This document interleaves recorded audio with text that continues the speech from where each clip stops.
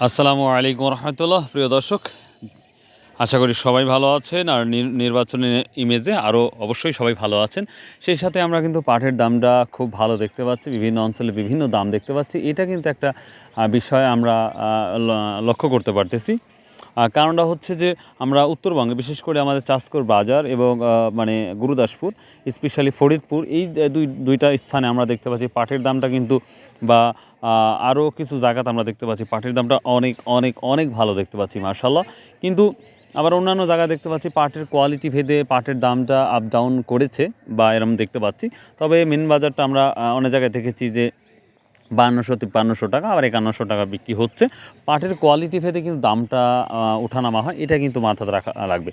তো সবাই আশা করে আছে বুক বেঁধে যে কালকে যেহেতু নির্বাচন, অর্থাৎ 12 তারিখে নির্বাচনটা হচ্ছে, নির্বাচনের পরে আশা করা যাচ্ছে যে সেপার বা পাটের বা প্রতিটা ব্যবসায়ী ডেভেলপ হবে আশা করা যাচ্ছে। তো সেই আশায় বুক বেঁধে সকল ব্যবসায়িক কৃষক সবাই আছে। সেই সাথে আমরা যারা ইউটিউবার আছি তারাও আশা করে আছি যে পাট পণ্য যেন ভালো দামে বিক্রি হয় এবং দেশের বাইরে যায়, তাহলে আমাদের দেশের জন্য ভালো, সবার জন্য ভালো। তো যাই হোক, আজকে অনেক কমেন্ট পেয়েছি, মোটামুটি সেই কমেন্টে আমরা আলোচনা করব। সো লেটস গো ইনশাল্লাহ। আর যারা এই ভিডিওটা দেখছেন অবশ্যই ভাই, যারা এখনও সাবস্ক্রাইব করেন আমার চ্যানেলটা, প্লিজ সাবস্ক্রাইব করে দেন, প্লিজ প্লিজ প্লিজ ভাই, কারণ অনেক কষ্ট করে ভিডিও তৈরি করি। তো যাই হোক, অবশ্যই আমি আশা করি আপনারা যারা ভিডিও দেখেন রেগুলার, অবশ্যই আপনার চ্যানেলটা সাবস্ক্রাইব করবেন। প্রথমে একটি কমেন্ট করেছে, এই কাকা কথা আমার খুব ভালো লাগে। অর্থাৎ একটা কাকার ভিডিওতে আমি মাঝে মাঝে একটা প্রায় ভিডিওতে আমি ওনার একটা সাক্ষাৎকার নিই, তো ওনার উদ্দেশ্যেই বলেছে। So thank you very much ভাই, খুব সুন্দর একটি কমেন্ট করার জন্য। এখানে একটি ভাই কমেন্ট করেছে যে ভাই, এই পাটের বাজারগুলো কি সামনের দিনগুলোতে অব্যাহত থাকবে?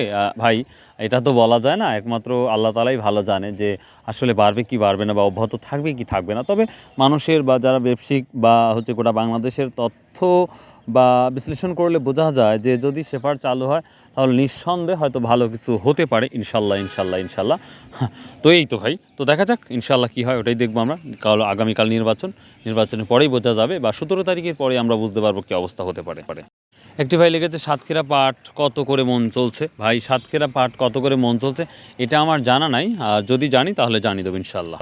এখানে একটি ভাই কমেন্ট করছে, শৈলকুপা 5300 টাকা থেকে 5500 টাকা। তো মাশাল্লাহ প্রিয় দর্শক, আমরা 5500 টাকা, অর্থাৎ যেই আশা করেছিল যে দামটা 5500 কি যাবে, তো আমরা কিন্তু এখন দেখতে পাচ্ছি অনায়াসে কিন্তু 5500 টাকা পাটের কোয়ালিটি ভেদে কিন্তু দাম যাচ্ছে, এবং যথেষ্ট পরিমাণ হাই দামটা। এবং গতকাল আমরা চাষ করে দেখেছিলাম কিন্তু 5450 টাকা, তারপরে কিন্তু পাট দেয় নেই। তো হয়তো পরবর্তীতে আরও 20-50 টাকা বৃদ্ধি দিয়ে হয়তো পাটটা ক্রয় হয়েছে।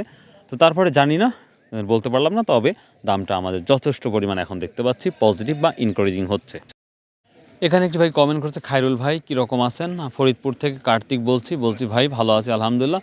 5300 থেকে 50 আজকের বাজার, ছদ্মবেশী বাজার।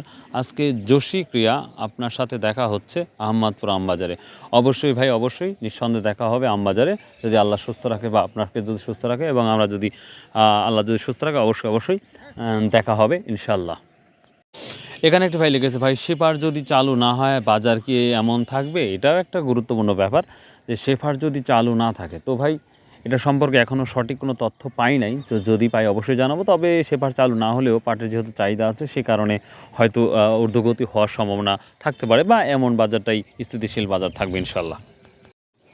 একটি ভাই কমেন্ট করেছে এখানে, I am waiting for 6000 plus, just I see increasing the price day by day, thank you for the update news. তো thank you very much for your comment ভাই, খুব সুন্দর একটি কমেন্ট করেছে। আমার বড় ভাই বলেছে যে আমি 6000-6000-এর জন্য ওয়েট করতেছি। তো ইনশাল্লাহ দেখা যাক আল্লাহ কতদূর নেয়, সেটাই দেখার বিষয়। এখন নির্বাচন, আর সামনে 17 তারিখ, এখন কি অ্যান্সারটা আসে সেটাই এখন দেখার বিষয়। এখানে একটি বড় ভাই কমেন্ট করেছে, খায়রুল ভাই আমি আপনার ভিডিও দেখি নিয়মিত, so thank you very much.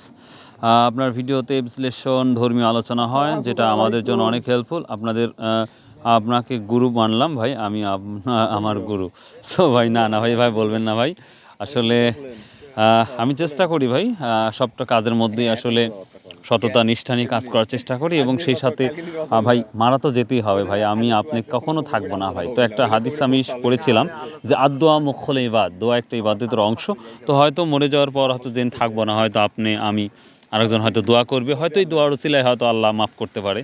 তো যাই হোক এই ভাই, তো আসুন। আর সব কথা কি জানেন ভাই, সৎ উপায়ে যদি ব্যবসা বা বাণিজ্য যে যাই করি, যদি সৎ উপায় বা মিথ্যা কথা ছাড়িয়ে দিই, যদি কোনো কাজ করি, হয়তো আল্লাহ সবাইকে সুস্থ ভালো রাখবে, আমার একটা বিশ্বাস। তো যাই হোক ভাই, অনেক অনেক খুশি হলাম আপনার কমেন্ট দেখে। সর্বশেষ একটি কমেন্ট আমরা পেয়েছি, যে কি একটা ভাই কমেন্ট করেছে, কত কেজ দে মন এখানে, আমি আজ কানাইপুর ফরিদপুর 1 মন 500 গ্রাম দলন দিয়ে বিক্রি করেছি 5250 টাকা। তো প্রিয় দর্শক ভাই, খুব সুন্দর কমেন্ট করেছেন, কিন্তু আমাদের চাষকর বাজার গুরুদাসপুর নাটোর বা আমাদের উত্তরবঙ্গে আমরা আমাদের যেটা 41 কেজিতে মন, যেটা আমরা দেখি জাস্ট এটাই। তো এই ছিল আজকের ধামাকা একটি পার্টের কমেন্ট। আশা করি নিঃসন্দেহে ভালো লাগবে, আর ভালো লাগলে অবশ্যই ভাই চ্যানেলটা সাবস্ক্রাইব করবেন এবং পাশে থাকবেন, আমার জন্য দোয়া করবেন। আর সামনের রোজা, অবশ্যই রোজার জন্য সবাইকে দোয়া করি যেন সবাই রোজা থাকতে পারি ভাই, এবং 1 মাসের রোজা থাকার মজাই আলাদা, এবং তারপরে ঈদের নামাজ পড়াটা কিন্তু আরও মজা আলাদা। সো দাওয়াত রইল সবাইকে রোজা রাখার জন্য, এবং ঈদের অগ্রিম শুভেচ্ছা। আসসালামু আলাইকুম রহমতুল্লাহ।